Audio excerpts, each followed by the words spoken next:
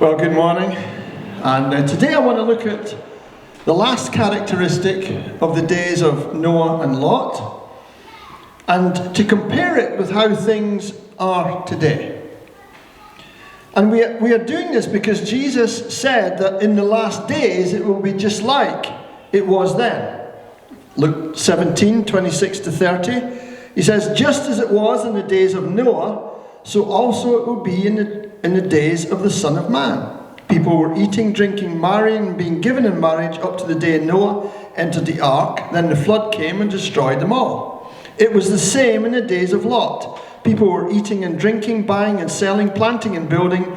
But the day Lot left Sodom, fire and sulfur rained down from heaven and destroyed them all. It will be just like this on the day the Son of Man is revealed." So by comparing then how things are now, we can get an idea as to how close we might be to the last days, which culminate, of course, in the glorious and triumphant return of Christ. Return of Christ, the second coming. Today I'm talking on the subject of deception. Deception is the title of today's message. Now, we read this before, but Ezekiel 16, 49 to 50. Ezekiel 16, 49 to 50. "Now this was the sin of your sister Sodom. She and her daughters were arrogant, overfed, and unconcerned. They did not help the poor and needy. They were haughty and did detestable things before me. Therefore I did away with them, as you have seen."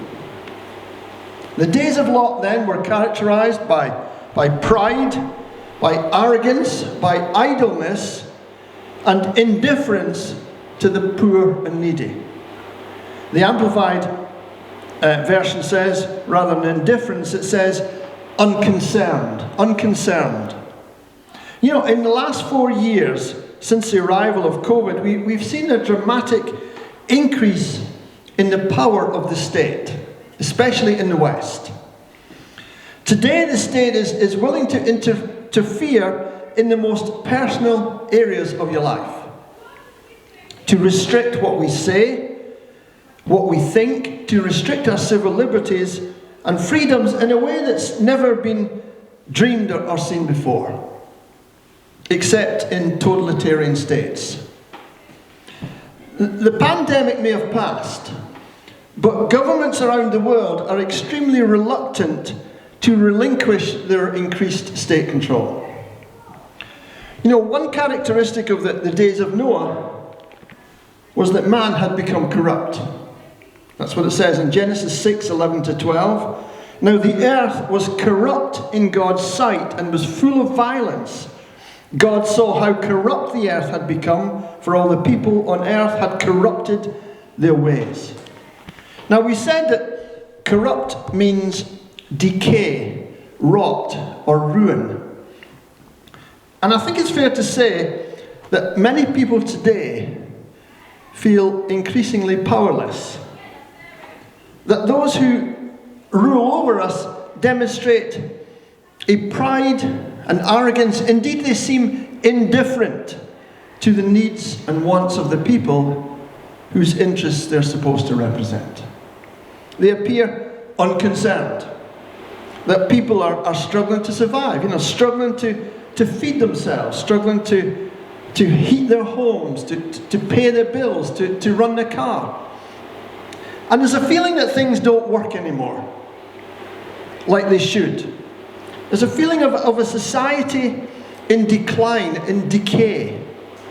And we see an increasing gap between the haves and the majority of people, the have-nots. A feeling of corruption everywhere, and that we no longer can know whether what we've been told is truth or lies. We are living in days, my friends, just like the days of Noah and Lot, before God could stand it no more and brought judgment upon the nations and upon the people.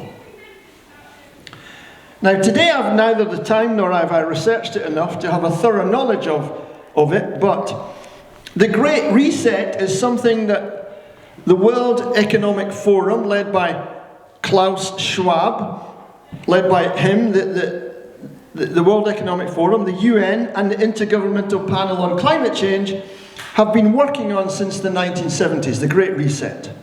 Now, it is a self-selected coalition of multinational corporations, government and civil organizations, and basically they believe that they are the best people placed to manage the world. And they think basically there's too many people in the world and there are too few resources to go round. Indeed, the common enemy, as far as they are concerned, is man, and that the planet is in grave danger because of climate change. And so they propose to replace capitalism by decarbonizing industry and agriculture, to nationalize everything. And infamously, Klaus Schwab, let's say the head of the World Economic Forum, he infamously said this in one of his reports. He said that people will own nothing and be happy. World government with central planning by the UN. And then, of course, we have the World Health Organization, who are currently pushing a new, I don't know if you've heard of it, a new pandemic treaty to allow them to exercise monopoly power over global public health in times of actual and in times of potential crisis. As Paul Weston writes in The Conservative Woman, he says that the WHO, because that's World Health Organization, the WHO is actively pursuing new powers that will give them near total control over our governments, should a new pandemic materialize. WHO Director General, and he's got a complicated name, so I'll just call him his first name, Tedros. WHO Director General Tedros has repeatedly stated it's not a question of when, but if the next pandemic arrives. Bill Gates is of the same view. He has stated that the next pandemic could be far worse than COVID. Gates is a massive investor in the vaccine industry.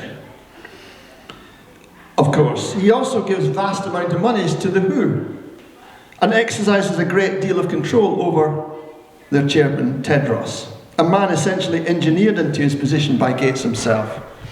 Citizen Go, the Christian lobbying group, who are actively seeking to oppose this, says, think of it, a future where global health decisions are no longer in the hands of our nation or your doctor, but are dictated to by a single, all-powerful global entity. In a nutshell, he says, these are some of the powers that the World Health Organization seeks to seize, demanding billions of euros to fund their corruption and power grabs. He says, enhanced control over countries, doctors, hospitals and other groups impacting their decision-making about health. The authority to make global health decisions, reducing each country's sovereignty.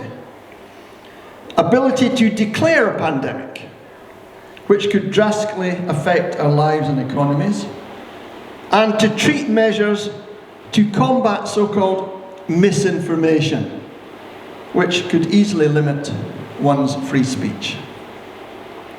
To quote Paul Weston, this time concerning the COVID pandemic, he says, power is the word best associated with the entire COVID-19 pandemic. Second word, he said, would be billionaire. While the little people, by whom I mean you and I, were herded, terrorized, manipulated and coerced into obeying our masters, the billionaire class amassed yet more wealth, and the political class amassed huge new levels of control over their citizens. This power grab was planned down to the last detail. In October 2019, the World Economic Forum, with Johns Hopkins University and the Bill and Melinda Gates Foundation, co-hosted an extraordinary meeting called Event 201, which detailed proposed plans of action in the event of a lethal global pandemic. Less than 6 months later, these plans were put into action around the planet. All tried and trusted responses to viral epidemics were abandoned in favour of lockdowns, masking and social distancing. Our immune systems were considered redundant. Quarantining the healthy until a miracle potion invented by the pharmaceutical industry could save mankind became the order of the day. Pride, arrogance and indifference and corruption seemed to be the order of the day. As in the days of Lot, there's an indifference to the power, to the poor and the needy. So-called climate change resulting in net zero policies have only served to make life harder for the poorer in society, with increased fuel costs, energy bills, food costs, etc.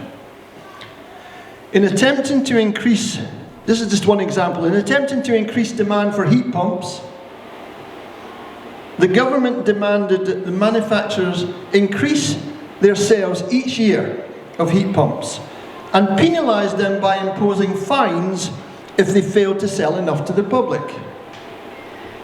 What did the manufacturers do to cover the cost of such fines? They increased the cost of us buying their gas boilers by £120 each, passing the costs onto the consumer, who, to be honest, is not interested in buying heat pumps, which cost too much, they cost more to run, and they don't work as well as gas boilers. Just one example. Those least able to pay are the ones who suffer. Yet our rulers appear unconcerned. Who suffered more under lockdown? The affluent couple in a spacious garden, perhaps in a leafy part of Islington, enjoying the sunshine while working from home, or the single mum living in a nearby tower block, council tower block, imprisoned with the kids and unable to go out. Ezekiel 16:49, the New King James Version, also tells us that in the days of Lot, Sodom was known for having an abundance of idleness. An abundance of idleness. Today in the UK, we have what has been referred to as a worklessness crisis. 9.25 million people between the ages of 16 and 64 are not working. Neither are they looking for work, according to the ONS. This includes a record number of 2.8 million people who say they cannot work due to long-term illness. And that's up from 2.1 million before COVID. As Matthew Lynn wrote in the Telegraph, he says, productivity is plunging, most notably in the public sector, but also in the 3-day-a-week working from home, wellness-obsessed corporate world. Britain's idle millions are taking the rest of us for fools and could drive the economy off the edge of a cliff. He says that the UK has close to 1 million job vacancies and falling productivity. Nowhere is the collapse in output more apparent than in the public sector. According to the latest figures from the ONS, Office for National Statistics, productivity in the public sector is now just 4% higher than it was way back in 1997. So over a quarter of a century has passed. And despite massive spending, not least on growing the headcount, it has barely advanced at all. With the government now employing close to 6 million people, consuming resources that could be put to more efficient use in the private sector, it's extremely difficult for the whole economy to expand. In the past, rising output in the private sector could compensate for that, but that is now stalled as well. It is not hard to identify why. Swathes of the corporate sector have been captured by the same anti-effort ethos as the public sector. We can see it in the expectations to carry on working from home or even working from anywhere. Working from anywhere, which funnily enough always seems to include the view of a beach, despite a growing body of evidence indicating that it makes staff less productive. We can see it in the demands for 4-day weeks with no corresponding reduction in pay, or in the insistence that workers ought to have a right to disconnect between 5 p.m. and 9 a.m. We can see it in the diversity workshops and the campaigns for yoga days, typically an excuse for yet more time off. And we can see it in the celebration of lazy girl jobs and quiet quitting on social media, with staff openly boasting about how little that they do at work. Like a virus, that the culture of indolence and entitlement has spread from the public sector to the private under the guise of empowerment and wellness. Friends, after considering all the evidence, today in the West bears striking similarities to the days of Noah and of Lot, that Jesus tells us will characterize the end days. I want to look now at what Jesus said about the end times. What he specifically said would happen at the end of the age, just before his second coming.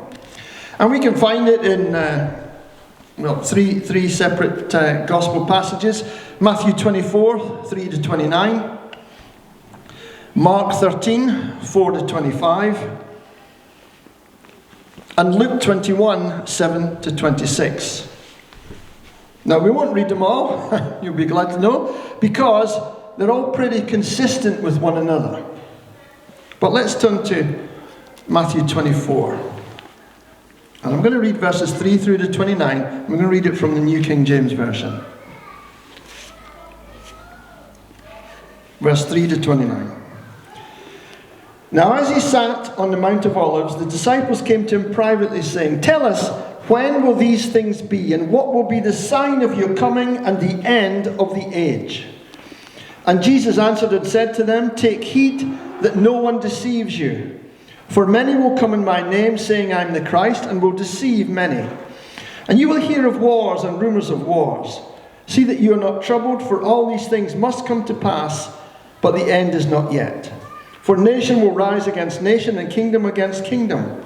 And there will be famines, pestilences, and earthquakes in various places. All these are the beginning of sorrows. Then they will deliver you up to tribulation and kill you, and you will be hated by all nations for my name's sake. And then many will be offended, will betray one another, and will hate one another. Then many false prophets will rise up and deceive many. And because lawlessness will abound, the love of many will grow cold. But he who endures to the end shall be saved. And this gospel of the kingdom will be preached in all the world as a witness to all the nations, and then the end will come.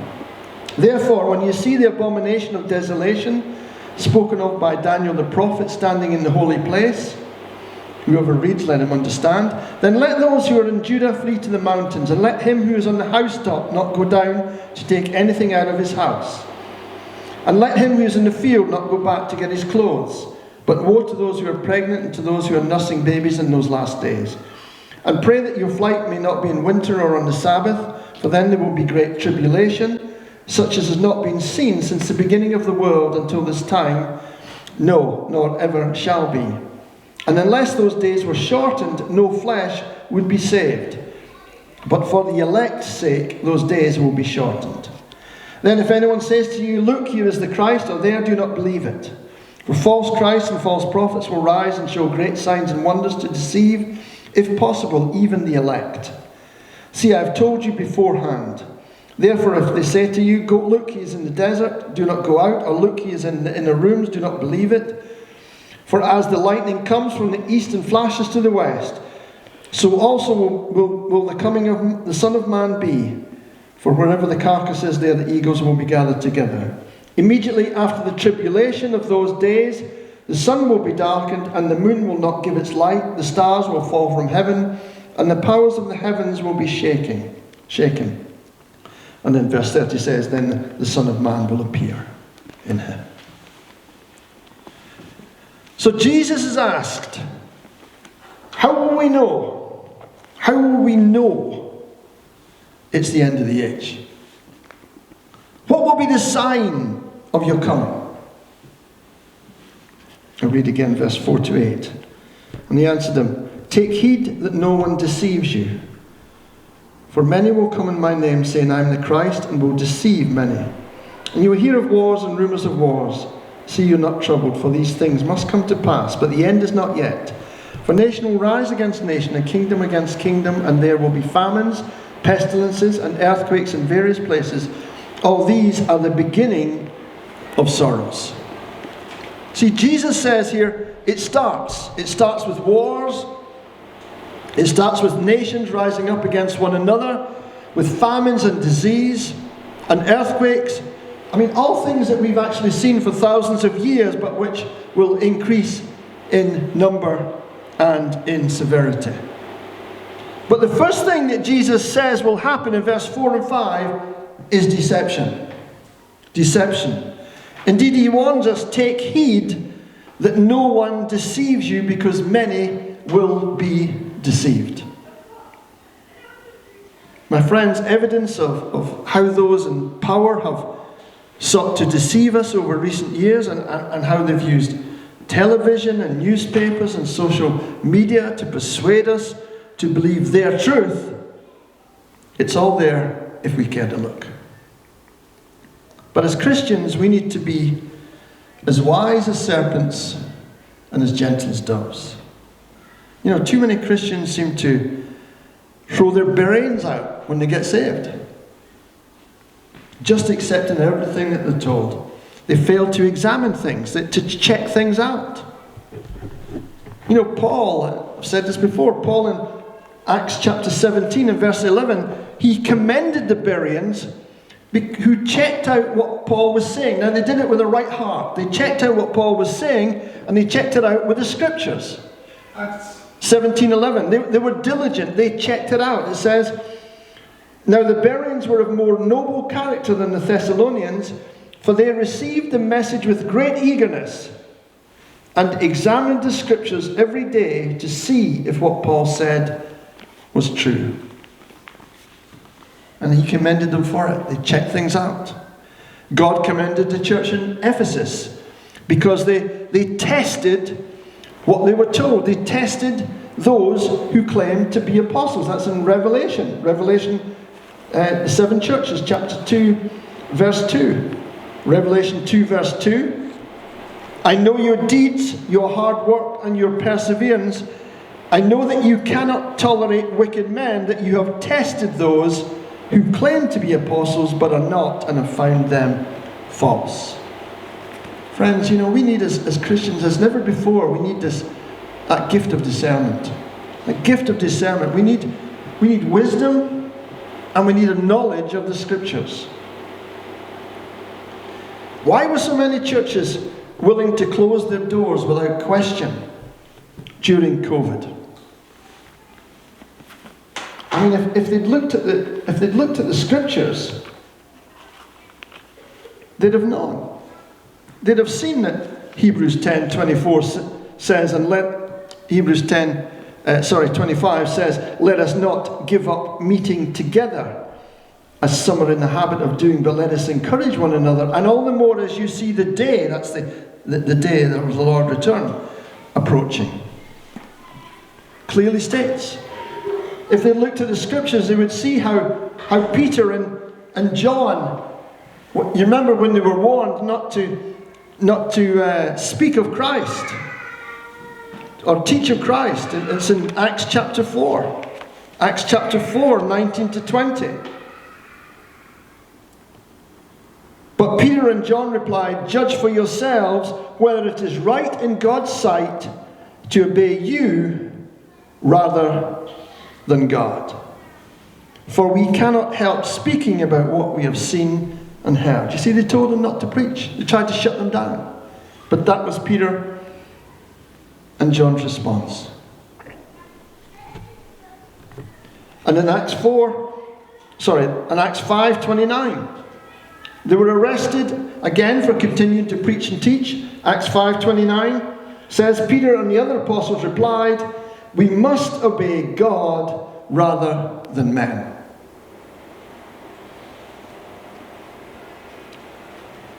Folks, deception will be rife in the last days. Matthew 24 again. 4-5. "Take heed that no one deceives you, for many will come in my name, saying, 'I am the Christ,' and will deceive many." Verse 11 of the same chapter. "Then many false prophets will rise up and deceive many." Verse 24, same chapter.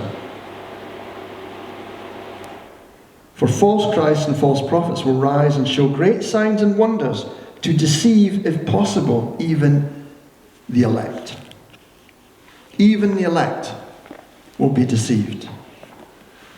Now, deception means deceiving, means an illusion, it means a fraud, it means a trick, it means misleading. And let's be clear about who's behind it all. Because deception is spiritual. Remember, our battle is not against flesh and blood, but against the spiritual forces of evil in the heavenly realms. Satan and his band of demons are behind it all. Satan, the god of this world. 2 Corinthians 4:4, the god of this age. And we can see how hard he's working these days. The god of this age has blinded the minds of unbelievers so that they cannot see the light of the gospel of the glory of Christ, who is the image of God. See, they cannot see. They cannot see. They're blind to the light. They're blind to the truth of Christ. They are deceived.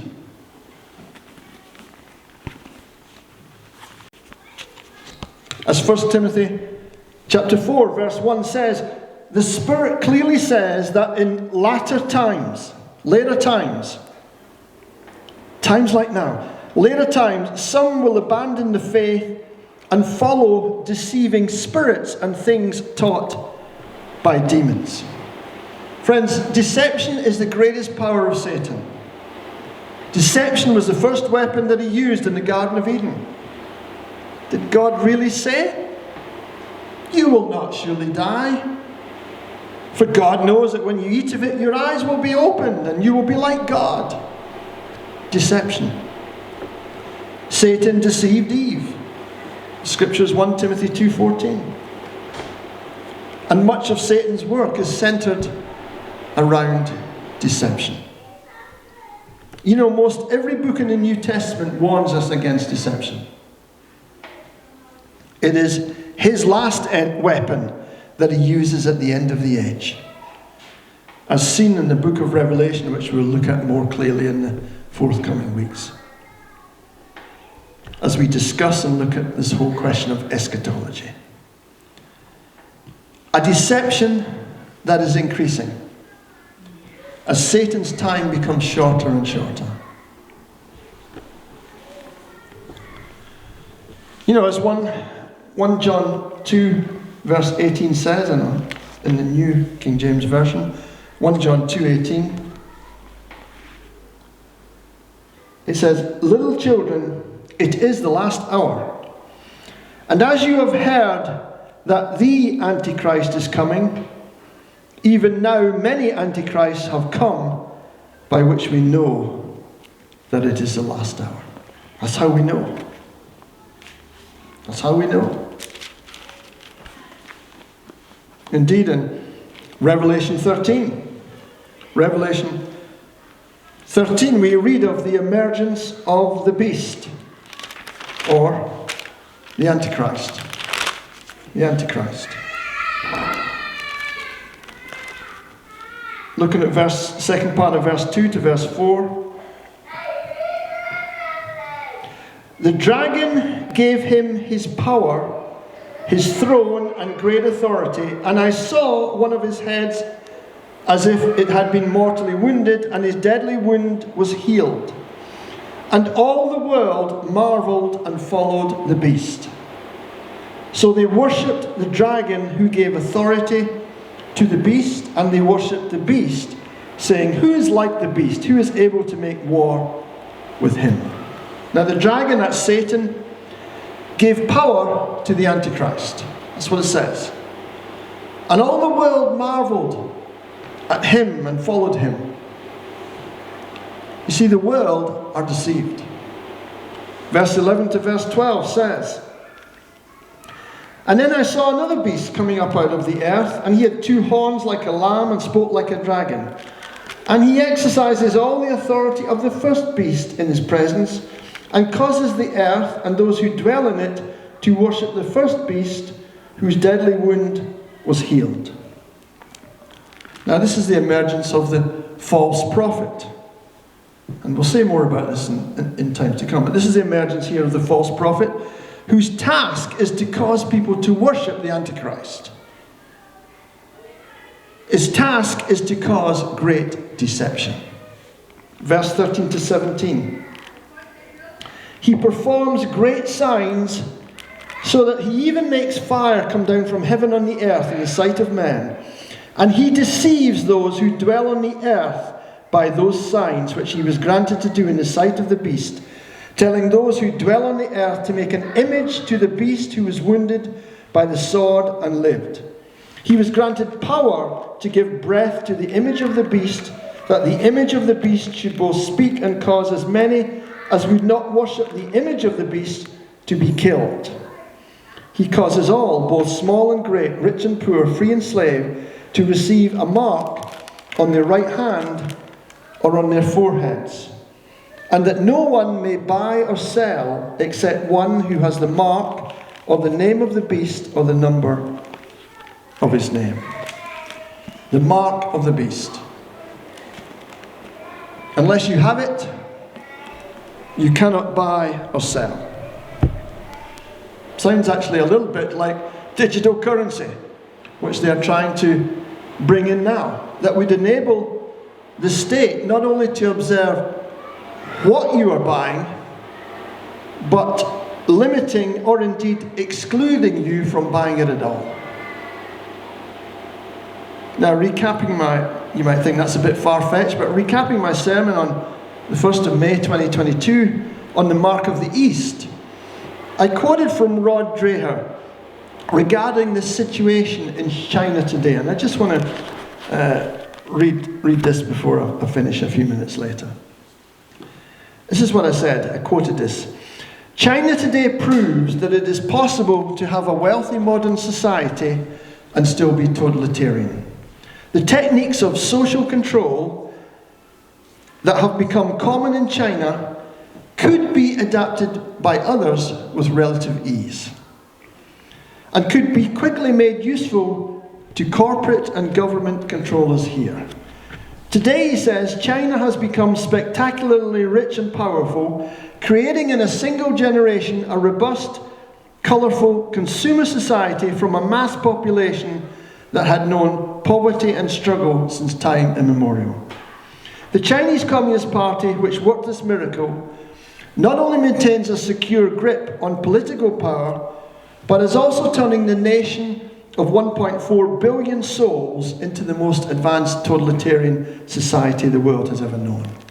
Beijing's use of consumer data, biometric information, GPS tracking coordinates, facial recognition, DNA and other forms of data harvesting has turned and continues to turn China into a beast never before seen worldwide, not even under Mao or Stalin. In China, the tools of surveillance capitalism are employed by the surveillance state to administer the so-called social credit system, which determines who is allowed to buy, sell and travel based on their social behaviour.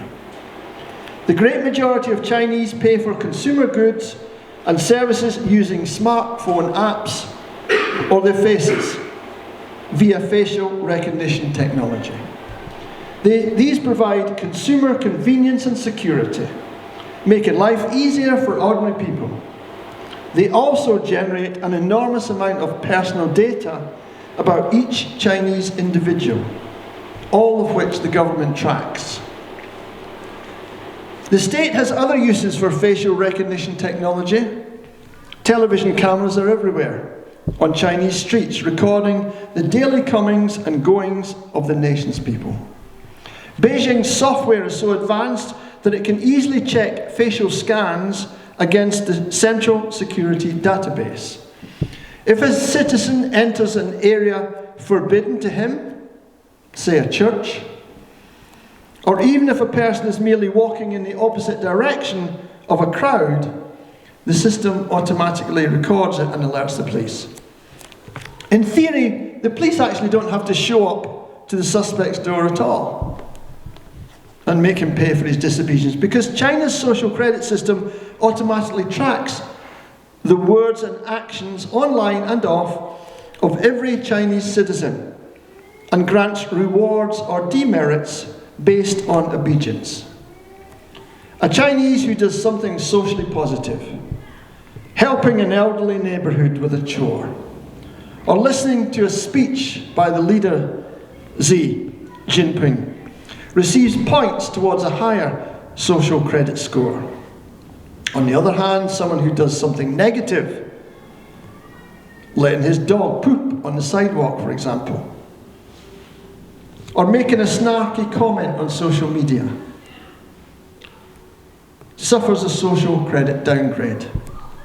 Because digital life, including commercial transactions, is automatically monitored, Chinese with high social credit ratings gain privileges. Those with lower scores find daily life harder. They aren't allowed to buy high-speed train tickets or take flights. Doors close to certain restaurants. Their children may not be allowed to go to college. They may lose a job and they may have a difficult time finding a new one.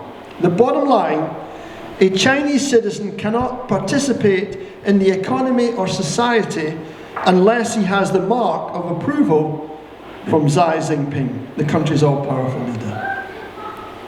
In a cashless society, that's what digital currency is. In a cashless society, the state has the power to bankrupt dissidents instantly by cutting off access to the internet. And in a society when everyone is connected digitally, the state can make anyone an instant pariah when the algorithm turns them radioactive, even to their family. They have the technology, folks. Indeed, it's easy to see a situation where, unless you have the mark, you are made bankrupt and totally excluded from society. Friends, in closing, the enemy wants your worship. The enemy wants your worship. And man is by nature religious. He was created to worship. If he does not worship the true and living God by the power of the Holy Spirit, then he will resort to the counterfeit, accepting another form of religion and worshipping the God of this world, Satan and his demons, who are behind all that we see happening in the world, and who desire more than anything else to be worshipped. And Satan will use the greatest power that he has, and that power is deception. And so, my friends, in closing, we need to fix our eyes on Jesus. We need to fix our eyes on Jesus, the author and perfecter of our faith. Consider him who endured such opposition, so that you will not lose heart. You will not grow weary and lose heart. May God strengthen us and keep us today and always. Thank you for listening. Amen. Thank you.